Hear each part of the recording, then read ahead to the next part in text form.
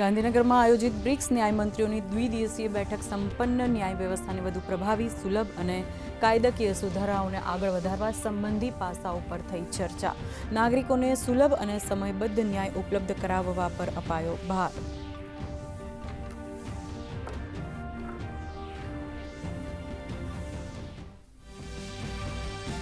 રાજ્યસભાની ગુજરાતની 4 બેઠક પર 19 જૂને યોજાશે ચૂંટણી. રામ મોકરિયા, નરહરી અમીન, શક્તિસિંહ ગોહિલ અને રમીલા બારા જૂનમાં થશે સેવાનિવૃત્ત. 8 જૂને ભરાશે ફોર્મ. દેશની કુલ 24 બેઠકો પર થશે મતદાન.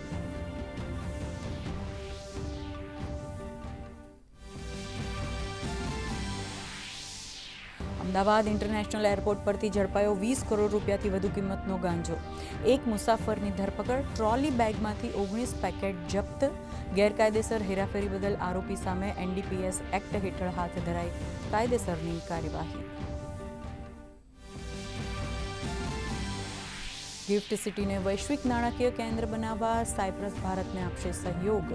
સાયપ્રસના રાષ્ટ્રપતિના ભારત પ્રવાસ દરમિયાન બંને દેશો વચ્ચે ઉચ્ચ શિક્ષણ, તાલીમ, સુરક્ષા સહિતના ક્ષેત્રે થયા સમજૂતી કરાર. પીએમ મોદીએ કહ્યું, સાયપ્રસ ભારતના શિપિંગ અને દરિયાઈ ક્ષેત્રોમાં કરશે રોકાણ.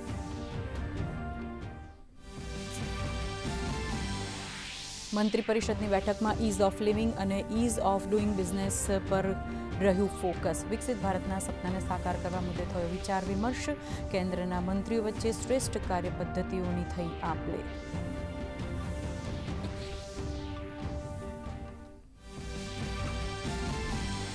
મુખ્યમંત્રી ભૂપેન્દ્ર પટેલ સાથે રશિયન ફેડરેશનના મુંબઈ સ્થિત કોન્સ્યુલેટ જનરલે ગાંધીનગરમાં કરી સૌજન્ય મુલાકાત. મુખ્યમંત્રીને સેન્ટ પીટર્સબર્ગમાં યોજાનારી બિઝનેસ સમિટમાં ભાગ લેવા આપ્યું નિમંત્રણ. ભારતના દરિયાઈ, જહાજ નિર્માણ અને શિક્ષણ ક્ષેત્રે ભાગીદારી વધારવા પણ દર્શાવી તત્પરતા.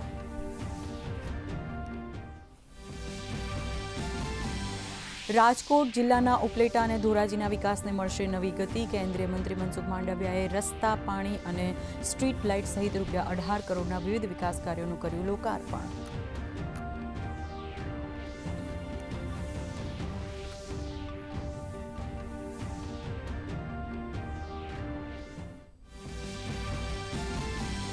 ગુજરાતની પાવર ગ્રીડ બનશે વધુ મજબૂત. ગીર સોમનાથ બાદ ખેરાલુ, થરાદ, દિયોદર સહિત અન્ય 7 સ્થળોએ સ્માર્ટ વોલ્ટેજ સ્ટેબિલાઇઝર સિસ્ટમ કરાશે ઊભી. ખેડૂતોની મોટર બળી જવાની કે પાવર ટ્રીપ થવાની સમસ્યાનો આ આધુનિક ટેકનોલોજીથી આવશે અંત. અને રાજ્યના અનેક શહેરોમાં ગરમીનો કેર. સુરેન્દ્રનગર અને અમદાવાદમાં ગરમીનો પારો 43 ડિગ્રીને પાર. રાજકોટ 42.9 ડિગ્રી તાપમાન સાથે ગરમીથી શેકાયું. તો દેશમાં ગરમીનો પ્રકોપ યથાવત. હવામાન વિભાગે પૂર્વ ઉત્તર પ્રદેશ, પૂર્વ મધ્યપ્રદેશ અને વિદર્ભ માટે ગરમીનું રેડ એલર્ટ કર્યું જારી.